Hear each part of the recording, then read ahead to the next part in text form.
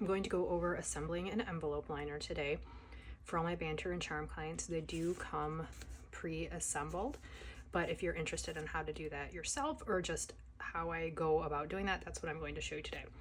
So what you're gonna need, you need your envelopes and your liner. Today I'm lining these pretty black envelopes with this really lovely monogrammed envelope liner. You're also going to need some sort of adhesive. You can use a glue stick. I like this Craft Bond Extra Strength glue stick. It does go on clear though. You can get the ones that go on purple if you prefer that. You could use something like this adhesive runner. You find it in a craft book section of your local craft store or big box store. But what I really like to use is this Scotch ATG gun. It is basically a bigger, hardier version of this little craft adhesive runner.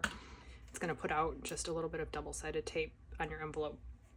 So what you're going to do is you're going to take your envelope and your liner, slip that liner inside the envelope. I like to line it up, make sure it's centered there. I'm just going to pull this liner out of the way. I don't fold it yet. Then I'm going to place a line of this adhesive down. I usually go a little sort of close to where that envelope adhesive is, but not right up on it. And then another line on the other side.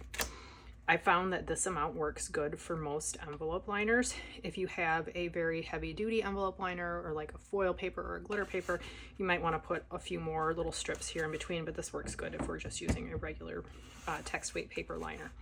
After you've got that adhesive down, you're just going to fold that flat back, center it here in between the envelope adhesive. Just give it a nice little press down to make sure it's going to stay firm. Then we fold it over.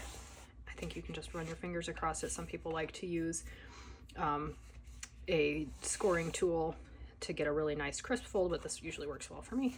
And there you have it.